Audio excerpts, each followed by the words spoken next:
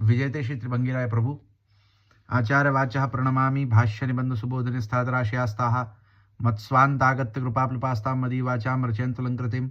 नमः श्रीवल्लभाचार्य चरणाब्जनखेन्दवे कलिकल्मषघातिन्ये तद्वाण्ये च नमः।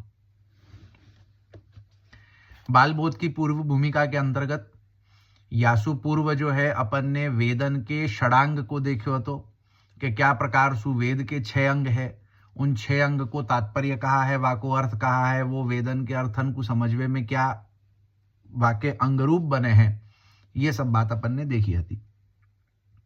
अब या के आगे जो है अपन जो उपनिषद हुए वाके ऊपर थोड़ी चर्चा करें। तो सबसे पहले जो है वो तत्व, काहे कि उपनिषद जो है वो तत्व ज्ञान करावे हैं, तत्व की चर्चा करे हैं।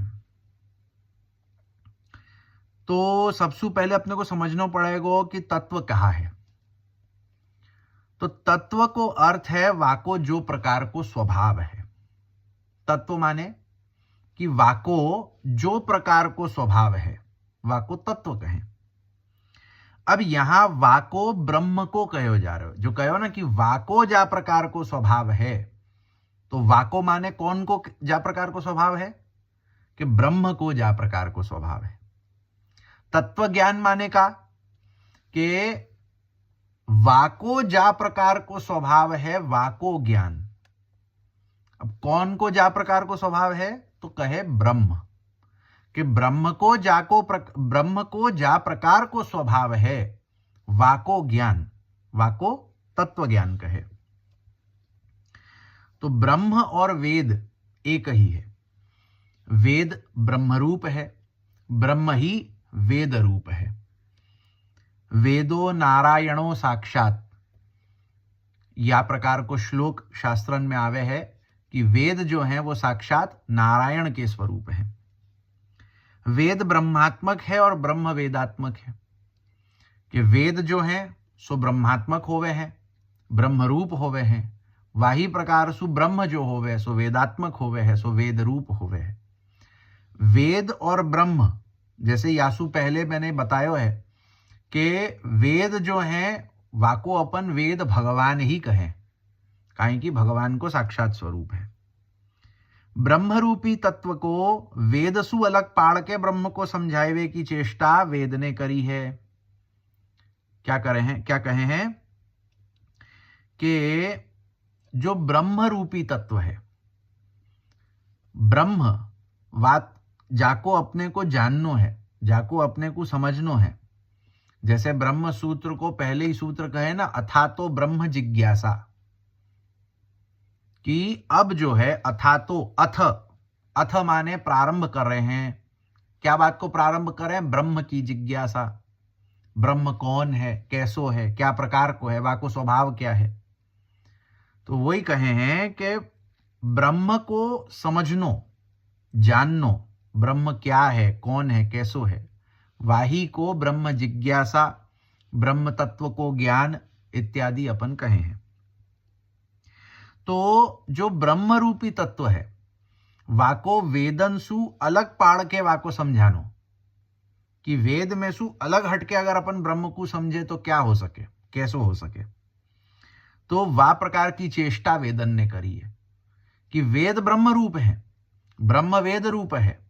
वाके संग संग वेद जो है वो ब्रह्म को अपने सु अलग करके भी एक प्रकार सु समझावे है, कि जहां अपन देख सकें कि एक हु है और अलग हु है। जैसे अपन कहें ना कि युगल स्वरूप ठाकुर जी श्री स्वामी जी एक हु है, अलग हु है। 2 देह एक प्राण, कि ठाकुर जी स्वामी जी अलग रूप में हु दिखे हैं, लेकिन दोनों को कोई अलग नहीं कर सके, वो एक हु है। श्री स्वामी जी ठाकुर जी की शक्ति रूप है, ठाकुर जी शक्तिमान स्वरूप है। तो एक हु है, अलग हु है। वही प्रकार सु वेद और ब्रह्म एक हु है, अलग हु है, दोनों ही प्रकार सु आपको समझो जा सके।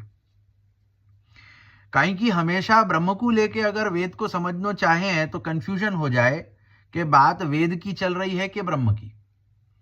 कि अगर डायरेक्टली वेदन में सु, जहां ब्राह्मण, आरण्यक, संहिता, ये जो 3 भाग है, ये वेद के मुख्य भाग के रूप में आवे। अब ब्राह्मण आरण्यक संहिता के अंतर्गत जब अपन वेद माने ब्रह्म को समझवे जाएंगे तो वहां बहुत ही एक गड़बड़ है जाए कि या बात को अपन समझ ही नहीं पावे हैं कि यहाँ वेद की बात है रही है कि ब्रह्म की बात है रही है, और पाछे वहां तहां जो है सो ब्रह्म को वेदात्मक रूप मान के कहे हैं कि वेद सु अलग के मान के कहे हैं। थोड़ो समझनो कठिन पड़े। तो ब्रह्म को पूरो निरूपण वेद सु मिल रहे है, या लिए ब्रह्म वेदात्मक है। कि जो ब्रह्म को वेदात्मक क्यों कहे? ब्रह्म वेद रूप है क्यों कहो? काहे कि ब्रह्म के विषय में जो कछु जाननो होए सो सब कछु वेद सु अपन जान सके। वेद एकमात्र ऐसो साधन है जासु ब्रह्म के प्रत्येक दृष्टि सु वाको समझो जा सके। कि ब्रह्म को जा प्रकार की दृष्टि सु समझनो होए, कर्म की दृष्टि सु, ज्ञान की दृष्टि सु, उपासना की दृष्टि सु, हर प्रकार की दृष्टि सु ब्रह्म को समझो जा सके, जानियो जा सके। वाको जो है एक वाके तत्व को अपन जो है वो समझ सके।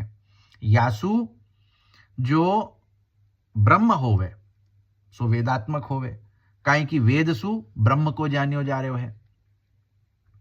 और वेद ब्रह्मात्मक है काहे कि वेद में ब्रह्म के अलावा और कछु है ही नहीं। एकमेव अद्वितीयम ब्रह्म नेह नानास्ति किंचन। कि जहां ब्रह्म वेदात्मक है, क्यों?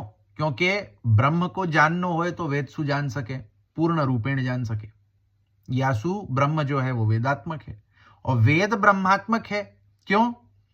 काई की जो है वो ब्रह्म को रूप कहाँ है? वेदन में वर्णन है। तो वेद में ब्रह्म के अलावा तो कछु है ही नहीं। ब्रह्म को जाननो होए तो पूर्ण रूपेण वेद सु जान सके, यासु ब्रह्म वेदात्मक है। और वेद में काहे के ब्रह्म के इतर और कछु है ही नहीं, यासु वेद ब्रह्मात्मक है। तो जा समय वेद में आभू कहो जाए है, वह समय वेद परतत्व की बात कर रहे हो है, वेद की नहीं। आसवंतात भवति आभू। क्या कहें कि वेद में जब कहू या प्रकार को आभू शब्द आवे, जैसे एक यहां जो है मैंने उदाहरण दियो कि आसवंतात भवति आभू।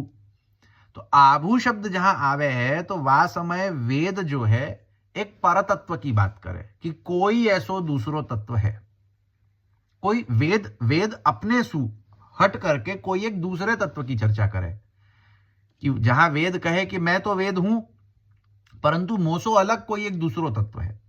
तो जैसो मैंने कहो ना कि ब्रह्म वेदात्मक है, वेद ब्रह्मात्मक है, तो दोनों एक तो है ही, पाछे दोनों एक होते भाई अलग हु हैं। तो जब अलग रूप सु चर्चा करें वेद सो तहां आभू शब्द को प्रयोग करके परतत्व के रूप में वाकी चर्चा करें। तो जो अच्छी तरह सु भयो है, जो फैल तो जाए, जाको फैलने को स्वभाव है, सो ब्रह्म के परतत्व के रूप में आभू कह के क्या कहे वेद के ब्रह्म को एक रूप बताया जा रहा है कि ब्रह्म कैसे है कि जो अच्छी तरह सु भयो है। काहे कि जामे कोई प्रकार को दोष है ही नहीं। अच्छी तरह सु वही होएगो ना कि जामे कोई प्रकार को दोष नहीं होएगो। ब्रह्म जो है सो निर्दोष है, ब्रह्म में कोई प्रकार के दोष नहीं होवे, ब्रह्म शुद्ध होवे। जैसे हम में कोई ना कोई प्रकार के दोष होए, अगर चलो एक सामाजिक दृष्टि सु या धार्मिक दृष्टि सु देखें कोई प्रकार को दोष न होए तो हु सहज रूप सु दोष होए। श्री आचार्य चरण सिद्धांत रहस्य में कहे ना कि सहजा देश कालोत्था लोक वेद निरूपिता संयोग जाह स्पर्शाश्च। ये 5 प्रकार के दोषन को निरूपण श्री आचार्य जी करें। तो वामे जो है सबसु प्रथम जो सहज दोष बतायो, तो सहज दोष तो कोई में हो सके, जन्मजात होवे कि कोई जन्मसु अंधो होए, कोई जन्मसु बहरो होए, कोई को जन्मसु कोई प्रकार की बीमारी होए, या अपने कोई हु अवस्था में कोई प्रकार की बीमारी है जाए, सहज दोष है, वो सहज है। वाको अपन वो अपने आप अंदर सु हो रहे है, वाको अपन दूर नहीं कर सके, वो सहज है। तो वाही प्रकार सु जो ब्रह्म है, ब्रह्म में कोई हु प्रकार के दोष नहीं है। न सहज दोष है, न संयोगज दोष है, न देश कालोत्थ दोष है, न स्पर्शज दोष है। कोई प्रकार को दोष जो है वो ब्रह्म में नहीं है। ब्रह्म पूर्ण निर्दोष है, निर्दोष पूर्ण गुण विग्रह सो ब्रह्म है, भगवान है के पूर्ण रूपेण निर्दोष। और जो फैल तो जाए, जाको फैलवे को स्वभाव है। फैलवे को माने कि भाई कोई मोटो है जाए वा प्रकार को फैलनो नहीं। जैसे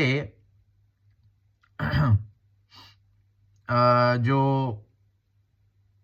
ब्रह्म मूल रूप सु, जैसे अपन भागवत आदि में हूँ, अपन द्वितीय स्कंद तृतीय स्कंद में सृष्टि की जो लीला बताई है, का प्रकार सु जो है वो भगवान ने सृष्टि की रचना करी, वहां में हूँ देख सके। उपनिषद आदि में वेद आदि में हूँ देख सके हैं कि जहां जो है वो या प्रकार सु कहो कि ब्रह्म जो है वो पहले एक हतो, पाछे वाने जो है इच्छा करी अनेक होवे की, तो वो फैल्यो। फैल्यो माने कि वो ऐसे मोटे होवे वारो फैल्यो नहीं, फैल्यो माने कि वो एक सु अनेक भयो, कि जहां ब्रह्म जो है वो पहले एक हतो और पाछे या सृष्टि रूप में भयो। अब सृष्टि में कितने अनेकानेक जीव है, कितनी बड़ी सृष्टि है, और वो तो केवल एक सृष्टि, मतलब जा पृथ्वी ऊपर अपन रहें, ये तो एक पृथ्वी भाई। या प्रकार की अनेकानेक सृष्टियां हैं। कितनी अनेकानेक है, तो नारद पांचरात्र या को वर्णन करे है। नारद पांचरात्र कहे हैं कि महानारायण के श्रीअंग में जितने रोमकूप हैं, रोमकूप माने कि अपनी त्वचा में जो ये छिद्र होवे ना, जहां सु एक एक रोम निकले हैं, तो अपने देह में कितने छिद्र होए कि जाको अपन गिन भी नहीं सके, अनगिनत। तो या प्रकार सु महानारायण के प्रत्येक रोम छिद्र में एक सृष्टि है। अब अपने ही देह में कितने अनगिनत रोमकूप हैं, तो महानारायण के देह में कितने रोमकूप होंगे, और उनके प्रत्येक रोमकूप में एक सृष्टि है, तो एक साथ कितनी सृष्टि भगवान प्रकट करे हैं, वाको पालन करे हैं और पाछे वाको नाश हो करे हैं। तो ब्रह्म को यह स्वभाव है कि ब्रह्म फैले है, और या तरीके से या स्केल ऊपर फैले है। सो वेद के चिंतन को तत्व चिंतन कहें, कि वेद में जो विषय दियो गयो है, जब वाको चिंतन करें, जब वाके ऊपर अपन जो है वो अपनो बार बार विचार करें, चिंतन करें, वाको समझनो चाहें, तो वाको तत्व चिंतन कहें। कि तत्व चिंतन माने कहा कि वेद में जा ब्रह्म को स्वभाव बतायो गयो है, वाके स्वभाव पे चिंतन करनो कि वो जो ब्रह्म है सो क्या है, कौन है, कैसो है, क्या प्रकार को वाको स्वभाव है, क्या प्रकार के वाके गुणधर्म है, ये सब। तो वेद चिंतन, तत्व चिंतन, वेद के विषय पे जब अपन चिंतन करें, तो तत्व चिंतन दो प्रकार को होवे। एक शॉर्ट में अपन ने पहले देखो तो कि दो प्रकार को होवे, वैदिक माने आस्तिक चिंतन अथवा अवैदिक माने नास्तिक चिंतन। कि जहां अपन जो है वो वेद को मध्य में रखते भय जब कोई प्रकार को चिंतन करें, कि वेद में जा प्रकार को बताया गयो है वा प्रकार से जब अपन वाको चिंतन करें, तो वो आस्तिक चिंतन होवे, वो वैदिक चिंतन होवे। और जब अपन वेद को मध्य में न रखते भय, वेद को प्रामाण्य न रखते भय, अथवा वेद को जो है सहारा न लेते भय अपन कोई अन्य प्रकार से चिंतन करें, तो वो नास्तिक चिंतन होवे है, वो अवैदिक चिंतन होवे। तो अवैदिक चिंतन जैसे चारवाक, जैन, बौद्ध आदि चारवाक होवे है, जैन होवे है, बौद्ध होवे है, ये सब जो है वो अवैदिक चिंतन के अंतर्गत आवे। काहे कि इन सब जो नास्तिक मत हैं, इनमें वेदन के तत्व को नहीं मान्य जा रहे है, वेदन को मध्य में रख करके, वेदन को सहारा लेकर के जो है वो चिंतन नहीं किए जा रहे, तत्व को अपने मन से किए जा रहे है। तो यासु जो है वो नास्तिक चिंतन कहावे हैं। तो ये जो है अपन ने तत्व चिंतन क्या होवे है, तत्व ज्ञान क्या होवे है, वाके विषय में अपन ने इतनी बात समझी। अब वेद जो होवे हैं, चार वेद तो अपन ने देखे कि जहां ऋग्वेद, सामवेद, यजुर्वेद, अथर्ववेद या प्रकार से 4 वेद हैं। उन 4 वेदन के जो है वो 4 भाग हैं, ब्राह्मण, आरण्यक, संहिता, उपनिषद। अब इन 4 वेदन के 4 उपवेद हुए हैं। प्रत्येक एक एक वेद को एक एक उपवेद है। सो 4 उपवेद हैं, आयुर्वेद, धनुर्वेद, गांधर्व वेद और स्थापत्य वेद। सो जहां सबसे पहले आयुर्वेद में स्वस्थता और वाके उपाय, रोग और वाके कारण, औषधि और चिकित्सा, ये सब विषयन की चर्चा करी गई है। आयुर्वेद हर कोई समझ सके है कि जाकू इंग्लिश में अपन कहें तो मेडिकल फील्ड। तो आयुर्वेद जो है वो हर प्रकार के स्वस्थता वाके उपाय, रोग वाके कारण, वाकी क्या औषधि, ये सब बातन की चर्चा जो है वो आयुर्वेद करे। धनुर्वेद में सेना, हथियार, युद्ध कला के विषय या को समावेश कियो है। जो धनुर्वेद है, धनुर्वेद युद्ध कला के विषय में कहे। जैसे धनुर्वेद अपन नाम से ही समझ सकें कि धनु माने जो धनुष होवे, तो धनुर्वेद, आयुर्वेद, आयु सु रिलेटेड जो वेद है सो आयुर्वेद। धनुष माने युद्ध आदि सु रिलेटेड कोई हु प्रकार के वेपन्स जो होवे हैं, जो अस्त्र शस्त्र होवे हैं, वाके ज्ञान के विषयक जा प्रकार को उपवेद है, सो वाको अपन धनुर्वेद कहें। कि जहां अलग अलग युद्ध कला, अलग अलग अस्त्र शस्त्र को विषय ये सब कहो गयो है।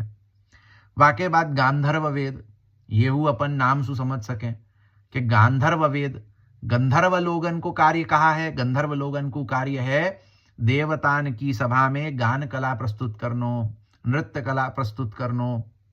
सो यासु गांधर्व वेद में जो है सो गायन, वादन, नर्तन या बातन को समावेश है। गायन के विषय में बताया गया है, नर्तन के विषय में, नृत्य के विषय में बताया गया है। वादन जो अलग अलग अपन जो है वो इंस्ट्रूमेंट्स जो वाको वादन करें, वाके विषय में बताया गया है। वाके बाद स्थापत्य वेद में अर्थव्यवस्था, व्यापार के बारे में बताया गया है। स्थापत्य वेद जो है वहां में अर्थव्यवस्था क्या प्रकार सु होए, वहां में जो है वो जाको अपन एक प्रकार सु यासु भी समझ सकें कि स्थापत्य वेद में एक आर्किटेक्चर हु बताया गया है, कंस्ट्रक्शन स्किल्स। तो आर्किटेक्ट को स्थापति कहे ना, कि स्थापति माने जो आर्किटेक्ट होए, जो कंस्ट्रक्शन करे। तो स्थापत्य वेद के अंतर्गत वह प्रकार को विषय है कि जहां अर्थव्यवस्था क्या प्रकार सु करनी, व्यापार क्या प्रकार सु करनो, आर्किटेक्चर क्या प्रकार सु होना चाहिए, ये सब स्थापत्य वेद के अंतर्गत को विषय है। तो वेद के वचन के वाक्य व्याख्या 5 तरह सु होवे कि वेदन में जितने हु प्रकार के वचन अपने को प्राप्त होवे, तो कोई प्रकार सु उनकी व्याख्या, उनको जो है एक अर्थ अपने को करनो पड़े। तो वाकी व्याख्या क्या प्रकार सु होवे, तो 5 प्रकार सु होवे। 5 तरह सु अपने को वेदन के वचनन को समझनो पड़ेगो। विधि, निषेध, मंत्र, नामधेय और अर्थवाद। वेदन के वचन, जितने हु वचन वेदन में अपने को प्राप्त होवे, वामे सु कछुक वचन विधि के हैं कि जामे ये कहो गयो है कि ये करनो, वो विधि है। वाके बाद निषेध कि ये नहीं करनो या प्रकार सु। वाके बाद मंत्र कि भाई कोई हु प्रकार को जो कर्म कांड होए, वाके अंतर्गत आवाहन इत्यादि, पूजन इत्यादि के क्या प्रकार के मंत्र होवे वो दियो जाए। वाके बाद जो है वो नामधेय कि जहां जो है वो भगवान के जो नाम हैं उनकी जो स्तुति है इत्यादि वा प्रकार सु। और वाके बाद है अर्थवाद। अर्थवाद के जहां पे कोई प्रकार की प्रशंसा अथवा कोई प्रकार की निंदा परक वचन है कि जहां कोई वस्तु की प्रशंसा करी गई है कि वाह वाह ये तो बहुत बढ़िया है, तो वो प्रशंसा क्यों करी गई है, ताकि अपन वह चीज में प्रवृत्त होएं। और कोई चीज की निंदा करी गई है कि ये तो बहुत गलत काम है, तो क्यों निंदा करी गई है, ताकि अपन वह कार्य को न करें। जैसे एक तो विधि निषेध है गयो। विधि निषेध में क्या हुआ कि बता दियो कि ये करनो है, ये नहीं करनो है, परंतु अपनो इंटरेस्ट कोई चीज में लगनो वाके लिए।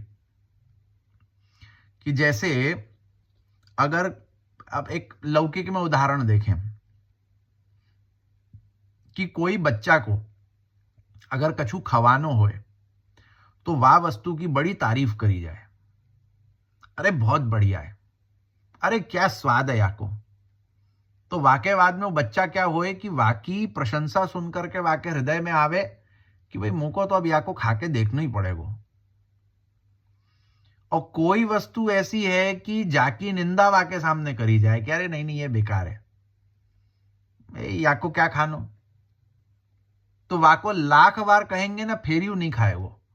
क्यों? काहे कि वाने वा वस्तु की निंदा सुनी है। तो वाको अर्थवाद कहें कि जहां कोई वस्तु की प्रशंसा करी जाए अथवा निंदा करी जाए ताकि व्यक्ति वा कार्य में या तो प्रवृत्त होए या तो वासु निवृत्त होए, तो वाके लिए अर्थवाद आवे। तो ये 5 प्रकार सु अपन वेदन के वचनन को समझ सके: विधि, निषेध, मंत्र, नामधेय, अर्थवाद। अब वाके बाद उपनिषद। उपनिषद को अर्थ उप प्लस नी उपसर्ग, षड धातु की उपनिषद है ना, उपनिषद। अब या को उप अलग करें, उप प्लस नी, ये बन गयो उपसर्ग। वाके बाद में जो शद बच्यो सो है धातु, काहे कि उपसर्ग और धातु सु मिलकर के कोई शब्द बने, तो यहां पे उपसर्ग हो गयो और धातु हो गयो। तो यहां जो शद धातु है वाको अर्थ गति, गमन, ज्ञान, प्राप्त इत्यादि को सूचक है। कि शद जो धातु है वाको अर्थ जो है अपन गति के रूप में भी ले सकें, गमन के रूप में भी ले सकें, ज्ञान के रूप में भी ले सकें, प्राप्त के रूप में भी ले सकें। प्राप्त भयो, ज्ञान भयो, गति भई, गमन कियो, 4 प्रकार सु शद धातु को अर्थ अपन ले सकें। और वहां में फिर उप और नी उपसर्ग अपन जोड़ दें, तो वाको अर्थ कहां बने कि जा विद्या के कारण ईश्वर की समीपता अपन को प्राप्त होवे, वाको उपनिषद कहें। कि जा ज्ञान के कारण, जैसे गति, जो शद को अर्थ अपन ने देखो गति करें, तो अर्थ क्या बनेगो कि जा ज्ञान, जा विद्या के कारण ईश्वर के तरफ अपनी गति होए, अपनी गति जो है वो ब्रह्म की तरफ जाए, अपन ब्रह्म की तरफ जो है वो जाए वे लग जाए, वाको उपनिषद कहें। गमन के अर्थ में लें तो यही प्रकार को अर्थ बनेगो कि जा विद्या, जा ज्ञान के कारण ईश्वर की तरफ अपन गमन करें, वाको उपनिषद कहें।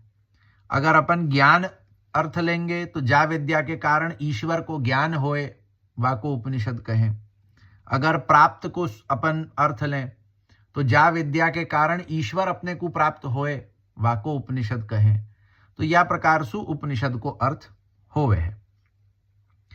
उप को अर्थ है समीप और नी को अर्थ है अच्छी तरह सु। उप माने समीप पास में और नी माने अच्छी तरह सु, के अच्छी तरह सु पास में जा विद्या के कारण अच्छी तरह सु ईश्वर के पास अपनी गति होए। ईश्वर के जा प्रकार अच्छी तरह सु, जा विद्या के कारण अच्छी तरह सु ईश्वर की तरफ अपनो गमन होए, या ईश्वर को अच्छी तरह सु ज्ञान होए, या ईश्वर को अच्छी तरह सु प्राप्त अपन कर सकें, वाको उपनिषद कहें।